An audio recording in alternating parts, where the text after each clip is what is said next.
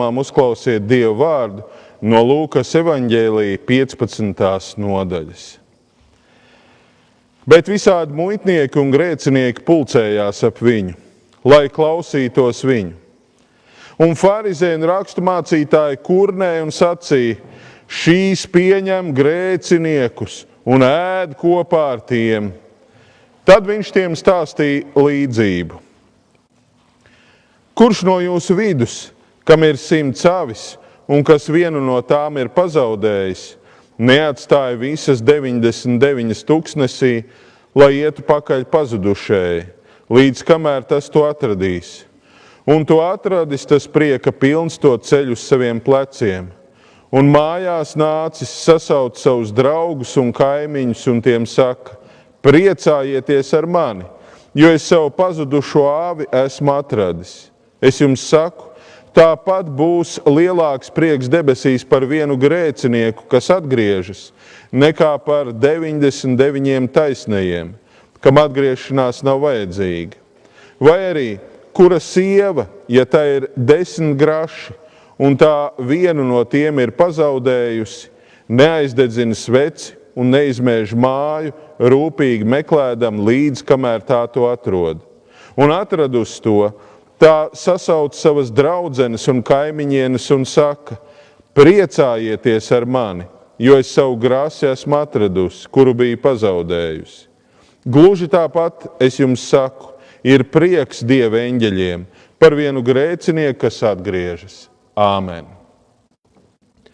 Mīļais Kungs un Dievs, debes Tēvs, mēs Tevi piesaucam, mēs Tevi lūdzam. Nāc apgaismo mūsu sirdis, apgaismo mūsu prātus ar Tavu vissvētā vārda patiesību, jo mēs ticam, atzīstam un apliecinām. Tavs svētais vārds ir un paliek mūžīga un negrozāma patiesība. Āmen. Sēdiet, lūdzu.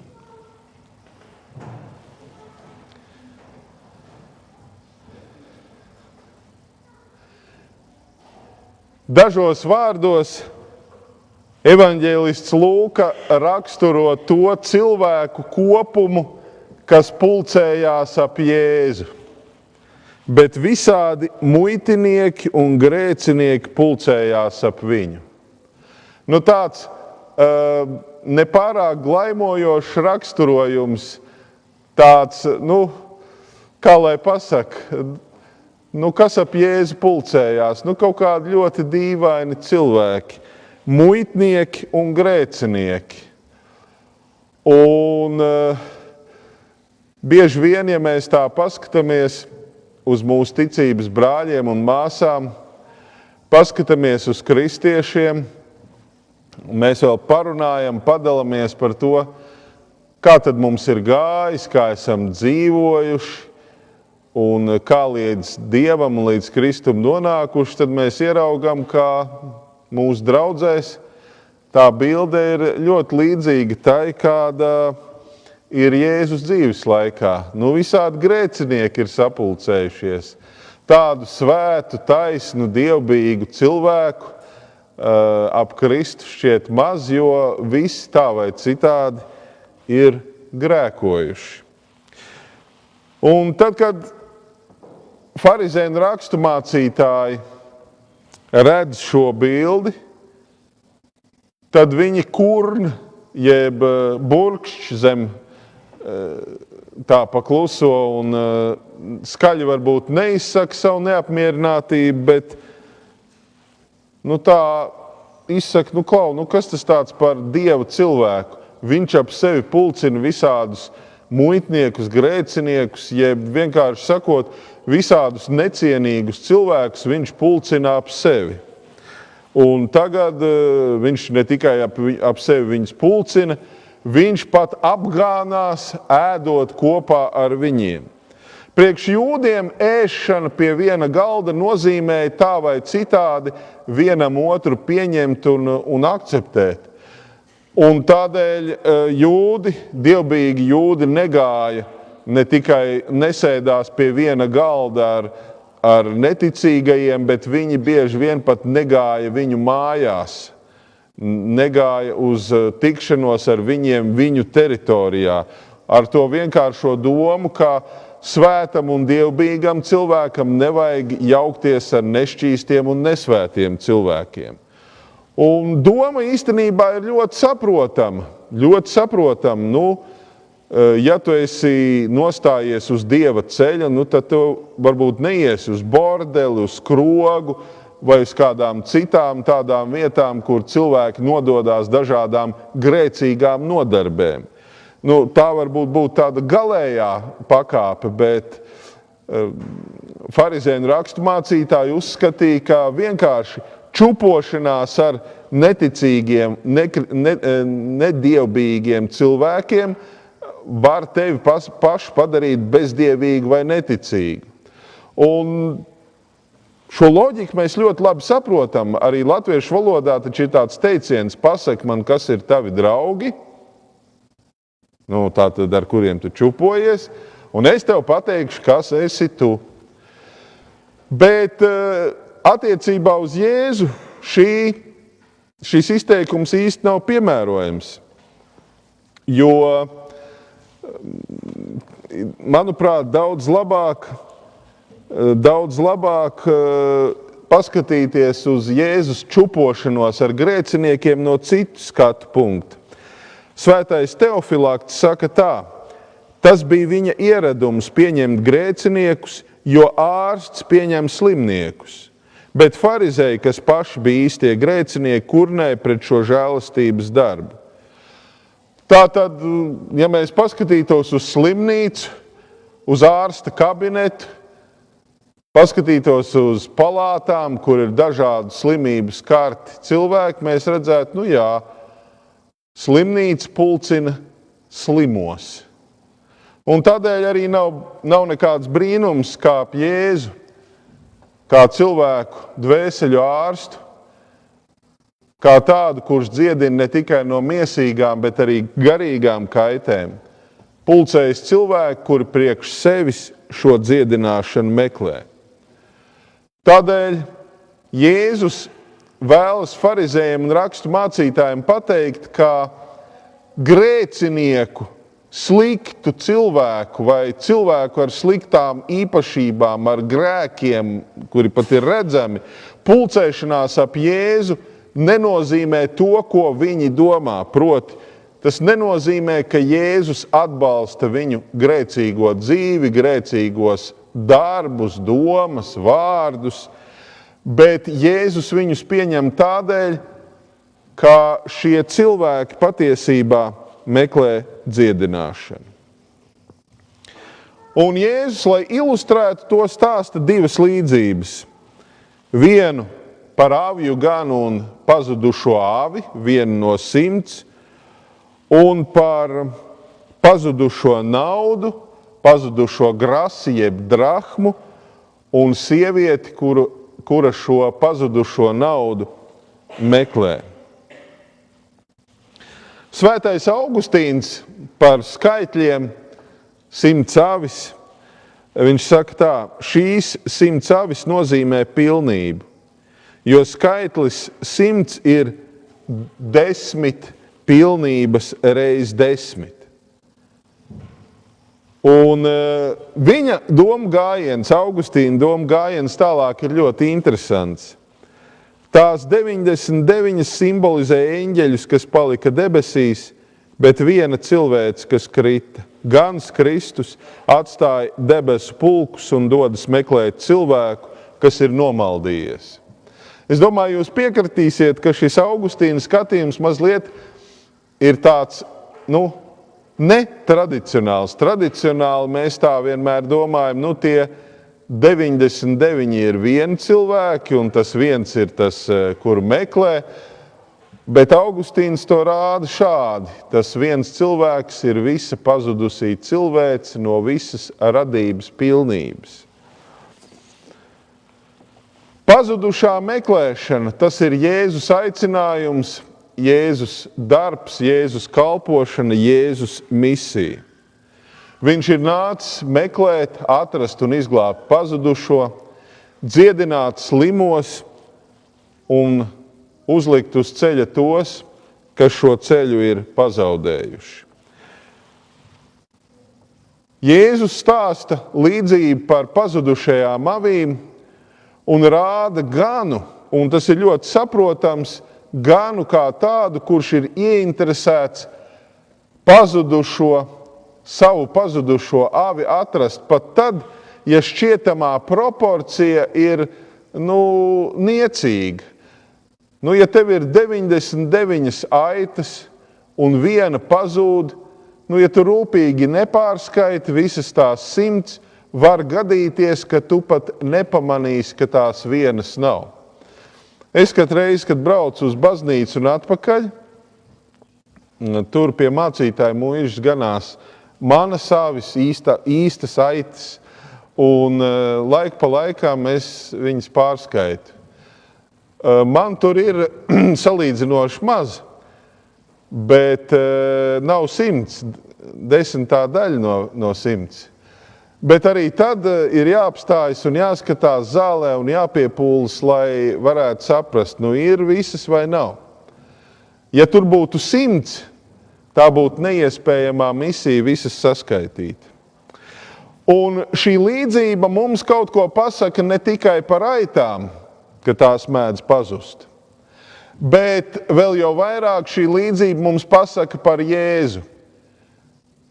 Viņš iet meklēt pat tad, ja pārējie šādu pazudušo pat nepamanītu, nepieskaitītu un mierīgi skatītos uz pārējām avīm un nemaz nejustu kaut kādu trūkumu.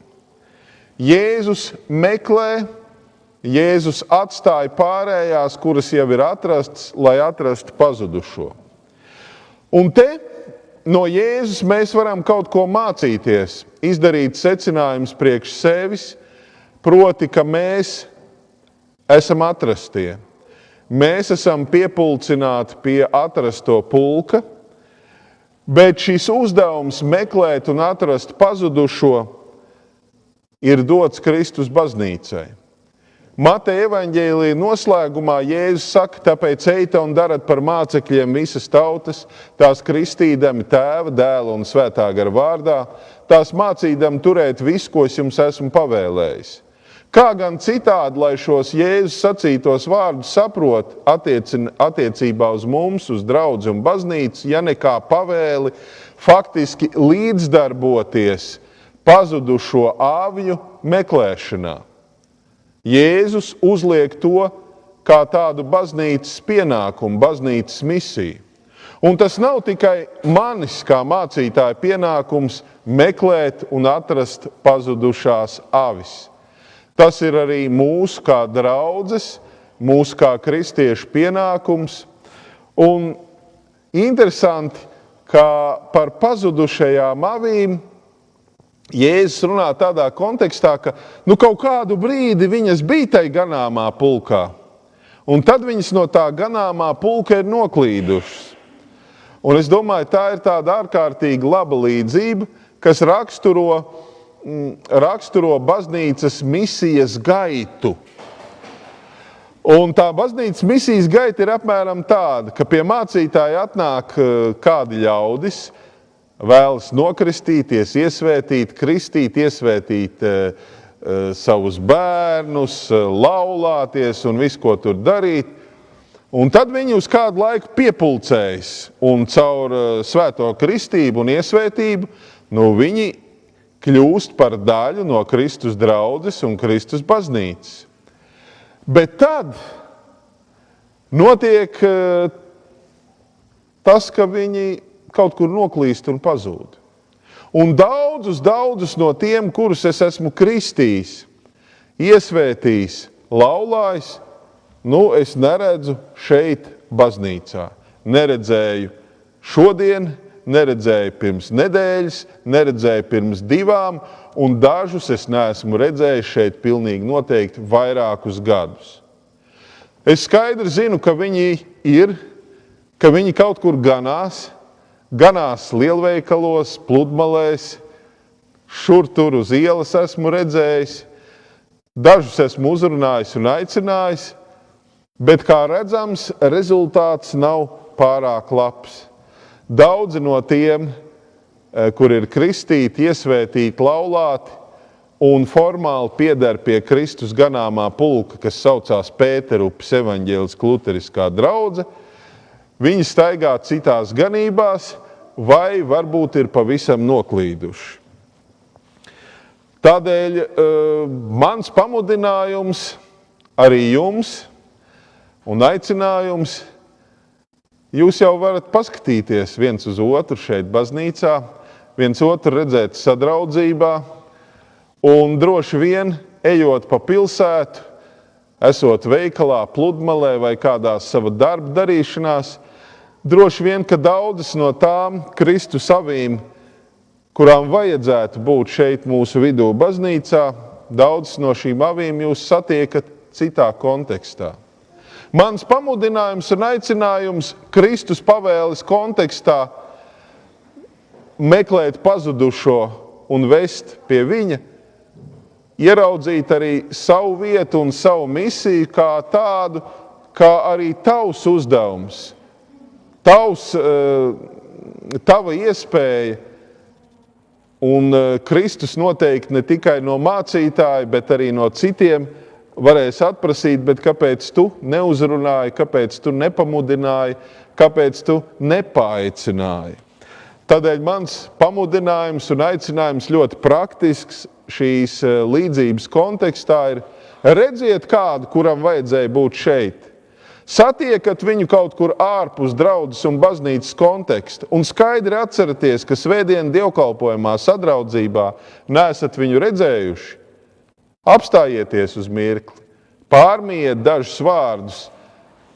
Var, protams, sākt ar kādām vispārīgām pieklājības frāzēm, parunāt par laiku, ūdens temperatūru jūrā un pēc teikuma nonākt pie tā, kāpēc es tevi neredzēju baznīcā vai kas ar tevi noticis, kāpēc tu neesi mūsu vidū.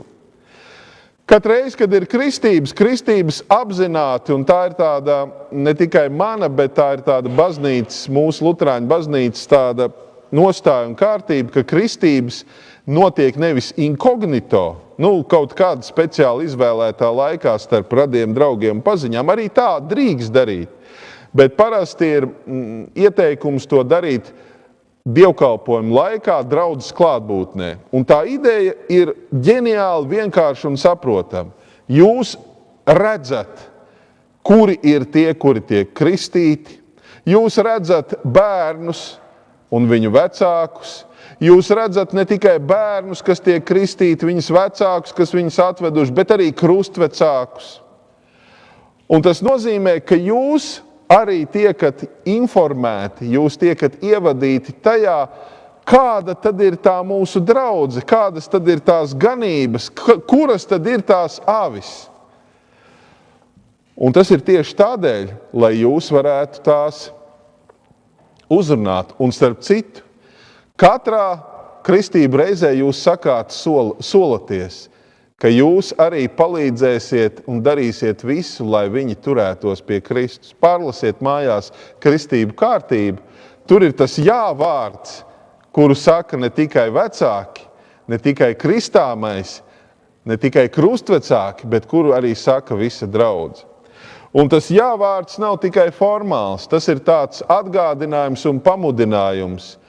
Ja tu redzi noklīdušu Kristus avi kaut kur staigājam, ne tur, esi tik mīļš, pildi Kristus mūsu labā gana aicinājumu, iet, pasludināt, aicināt, mācīt, uzrunāt. Un varbūt tu esi vienīgais, kurš to var izdarīt. Varbūt tieši no tevis būs atkarīgs, ka šis cilvēks nākamajā svētdienā, kad nevis mācītājs būs uz viņu paskatījies, bet viņam līdzīgs ticības brālis vai māsa, viņam līdzīgs draudzes loceklis, draudzīgi būs viņam atgādinājis, parunājis, paaicinājis, un varbūt viņš nākamajā svētdienā būs mūsu vidū baznīcā. Bieži vien mūsu tādā garīgajā praksē ienāk tāda nepatīkama, es nezinu, kā lai to nosauc, emocionālais stāvoklis, kas tāds dusmas un nosodījums. Un tas ir tas vieglākais, ko izjust. Piemēram, uzkāp mācītājs kancelē un varētu tagad dusmīgi runāt par visiem tiem, kuru nav. Nolamāt viņus kārtīgi, cik viņi ir slikti un tā. Vai kādam no tā būtu labāk? Droši vien, ka nē. Bet Jēzus šīs sacītās līdzības ir vērstas uz tiem, kuri ir dusmīgi, uz farizējiem un rakstmācītājiem. Bet viņi ir par ko dusmīgi? Par to, ka Jēzus tusē ar šiem necienīgajiem. Un Jēzus viņu dusmas pārvērš, vismaz mēģina pārvērst priekā, jo viņš stāsta divas līdzības. Un abās šajās līdzībās tas galvenais vēstījums ir tāds: klausieties, Džeki, jums vajadzēja priecāties vispār. Nevis nosodīt mani par to, ka es runāju ar neticīgajiem vai grēcīgajiem, vai par viņiem, ko viņi te atvilkušies nešķīsteņi tādi. Bet jums vispār vajadzētu priecāties. Priecāties par to, ka es viņus aicinu, un priecāties par to, ka viņi ir atnākuši. Un es domāju, arī tā misijas stratēģija var būt dažāda. Protams, ir dažkārt vajadzīgs arī pateikt kādu skarbāku vārdu. Varbūt dažkārt ir vietā izteikt arī kādu pārmetumu un sašutumu. Ļoti iespējams. Bet bieži vien labāk strādā pamudinājums, atgādinājums, aicinājums un iedrošinājums attiecībā uz tiem cilvēkiem, kuri baznīcā nav gājuši. Un ziniet, attiecībā uz tiem, kuri ilgāku laiku nav gājuši, tur ieslēdzās kaut kādi jocīgi mehānismi. Cilvēks, viņš ilgi nav gājis, viņam paliek nērti. Īpaši tad, ja tu visus te pazīsti. Kā tad tā, gadu nenāc un kā es tagad atnākšu, vai 2 gadus nenāc. Un es dažreiz agrāk darīju tā, ka es ļoti reaģēju. Man likās, ka pozitīvi ieraugu kādu cilvēku, prieks, tā. Es saprotu, ka arī baigi pozitīvi reaģēt, dažkārt arī nav labi. Labāk izlikties, ka viss ir normāli. Prieks, ka atnāc un nekāda lieka komentāra. Un es priekš sevis konstatēju, tas strādā labāk. Un Jēzus saka, ka grēcinieka atgriešana ir nevis dusmīgs, bet priecīgs pasākums. Protams, ka iet pakaļ kaut kādai aitai, kur tur nezinu, kur ir iepinusies, nezinu, kur ir iekritus, tu tur esi nobridies un tā slapām kājām. Bet atrašana vienmēr ir prieks. Un šeit Jēzus mudina nevien farizējus un raksturmācītājus, bet arī kristīgo draudzi, tas ir mūs, iet šo prieka ceļu. Mēģināt vairot prieku. Un Jēzus skaidri parāda, kā šo prieku var vairot. Uzrunājot, vedot atpakaļ un atgriežot pie Kristus ganāmā pulka pazudušā savis. Šīs divas līdzības ir it kā par vienu un to pašu, tomēr runā mazliet par atšķirīgām lietām. Avs, aita, ir pazudusi tādēļ, ka viņa ir, es atvainojos, nepārāk gudra. Un avis mēdz aiziet nezinu kur. Un savā ziņā, kur tās dusmas var rasties. Liekas, stulbais dzīvnieks, kur tu aizgāji? Kāpēc tu tādā muļķībā dari? Un tad tās dusmas rodas no tā, ka tā ir dzīva būtne, viņai vajadzēja būt kaut kādam saprātam, šī saprāta nav, un tad, Tātad pirmā līdzība ir par saprātīgu būtņu, varbūt ar aprobežot, varbūt jocīgu saprātu, bet atgriešanu. Bet otrā līdzība ir par pazudušo vai pazaudēto naudu. Un ja hipotētiski pazudusī avs var tomēr izmest loku tur pa citām ganībām vai pa kaimiņu dārzu un atgriezties, viņai ir kājiņas pašai. Un galva varbūt ne pārāk gudra, bet ir. Un atmiņa, viņa var atcerēties, kur tad tas aizgalds manējais bija, kur tad tas pārējās aitas. Un aitām ir viena īpašība. Viņas nebrēc tad, kad viņām kaut ko dara pāri, piemēram, viņas kaut kur nes, vēd, vai arī tad, kad viņas mēģina kaut, bet tad, kad viņa paliek viena, viņa sāk brēkt. Un tad pārējās pie viņas atnāk, vai viņa atrod pārējās. Un tā ir līdzība par tiem, kuri teorētiski varētu atrasties paši. Bet otrā līdzība par sievieti, kura pazaudē naudu. Nauda ir kaut kas tāds, kas nokrīt, un naudai nav kājas, naudai nav galvas, naudai nav saprāta. Nauda tur, kur viņu kāds pazaudēja, tur, kur viņa iekrita, tur, kur viņa kādā šķirbā nokrita, tur viņa arī gulēs. Viņai pašai nav ne varas, ne griba, ne spēka pārvietoties atpakaļ uz maku. Nekādas varas un spēka.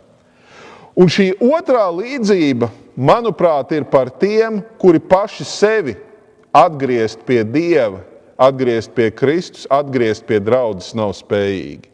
Un par šiem arī ir īpaši vērts padomāt. Par cilvēkiem, pie kuriem ir jāiet, pie cilvēkiem, no kuriem nekas nav jāgaida, ka viņi parādīs iniciatīvu. Tie ir cilvēki, kuri ir jāmeklē, jāatrod, jāpaņem, jāatved, jāpiepulcina. Bet arī otrā gadījumā Jēzus runā par prieku. Un turklāt runa ir par tādu prieku gan pirmajā līdzībā par pazudušo avi, gan otrajā līdzībā par pazudušo drahmu vai pazudušo grasi. Abos gadījumos atradēji priecājas. Priecājas par to, kas ir atrasts. Un ļoti svarīgi ir ieraudzīt, ka viņi laikam nav latvieši tomēr. Viņi ne tik daudz izsaka savas, nedalās ar savām bēdām. Es pazaudēju, viņi neiet pie visiem, saka, es pazaudēju, es pazaudēju drahmu, es pazaudēju, es pazaudēju. Viņi neiet ar vēsti, es pazaudēju. Viņi meklē, atrod un iet ar vēsti, es atradu, priecājieties ar mani. Pozitīvisti tādi. Acīm redzam, nav latvieši, jā.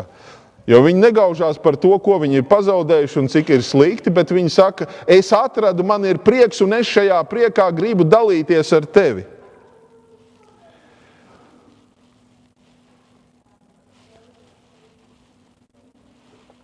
Bet šis prieks nav tikai uz zemes. Svētais Ambrozijs, komentējot šo līdzību, viņš saka, tas, kurš aicina draugus un kaimiņus, nozīmē eņģeļus un svētos, kas debesī līksmo kopā ar Kristu un katru atgriezušos grēcinieku. Debesīs ir prieks un šeit uz zemes arī. Savukārt par to otro līdzību. Pirmajā līdzībā ir vīrietis Gans, kurš meklē un atrod pazudušo. Un varētu sacīt tā, ka šajā vīrietī ganā mēs varam skaidri saredzēt Kristu.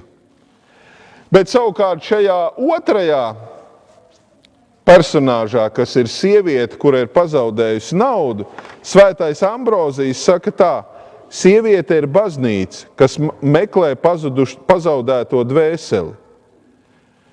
Un 10 drahmas nozīmē pilnību kā 10 baušļi. Pazaudējot vienu, tiek ievainota pilnība. Tāpēc baznīca nemitīgi meklē to, kas kritis, lai atkal atgūtu savu pilnību. Ceļš uz pilnību baznīcai, ceļš uz pilnību ir draudzei nevis pašpietiekamībā. Šeit mums ir labi, celsim teltis, vairāk nevienu mums te nevajag. Mums pašiem ar sevi ir gan forši. Nē, baznīca nav un draudze nav aicināta iegrimt tādā pašpietiekamībā, bet tiekties uz pilnību. Un pilnība, kā jūs dzirdējāt šeit no Ambrozija, tā tad ir meklēt pazaudēto dvēseli. Baznīca nemitīgi meklē un ir aicināta meklēt un atgūt savu pilnību, piepulcinot cilvēkus. Tas ir mūsu baznīcas uzdevums, misija un aicinājums, Un katram no jums, katram no mums šajā misijā un aicinājumā ir sava vieta. Vārds eņģelis grieķu valodā angelos nozīmē sūtnis. Un droši vien jūs atceraties, ka svētajos rakstos par eņģeļiem bieži vien tiek saukti ne tikai tās debesu būtnes, kas nāk no Dieva un kas ir bezmiesisks, bet svētajos rakstos par eņģeļiem bieži vien sauc arī dzīvus cilvēkus ar garu, dvēseli un miesu. Ka viens cilvēks priekš cita var kļūt par Dieva sūtni jeb eņģeli, kurš gan uzrunā, gan aicina, gan ved atpakaļ, gan arī priecājas ar tiem eņģeļiem, kas ir debesīs. Tādēļ, mīļie draugi, priecāsimies par katru, kurš atgriežas, un vairosim šo prieku uzrunājot un atgriežot. Būsim mazliet eņģeļi, pildīsim Dieva gribu, meklēsim un atradīsim, un jo īpaši būsim kopā ar eņģeļiem tad, kad priecāsimies par pazudušo atgriešanu un atrašanos. Āmen. Apliecināsim vienprātīgi mūsu svēto un kristīgo ticību. Es ticu uz Dievu Tēvu, visu valdītāju, debesu un zemes radītāju, un uz Jēzu Kristu, Dieva vienpiedzimušo dēlu, mūsu kungu, kas ieņemts no svētā gara, piedzimis no jaunavas Marijas, cietis zem Poncija Pilāta, krustā sists, nomiris, aprakts, nokāpis ellē, trešajā dienā augšām cēlies no mirušajiem, uzkāpis debesīs, sēdies pie Dieva, visu valdītāju Tēva labās rokas, no kurienes viņš atnāks tiesāt dzīvos un mirušos. Es ticu uz svēto garu, vienu svētu kristīgu baznīcu, svēto sadraudzi, grēku piedošanu, miesas augšām celšanos un mūžīgo dzīvošanu. Āmen.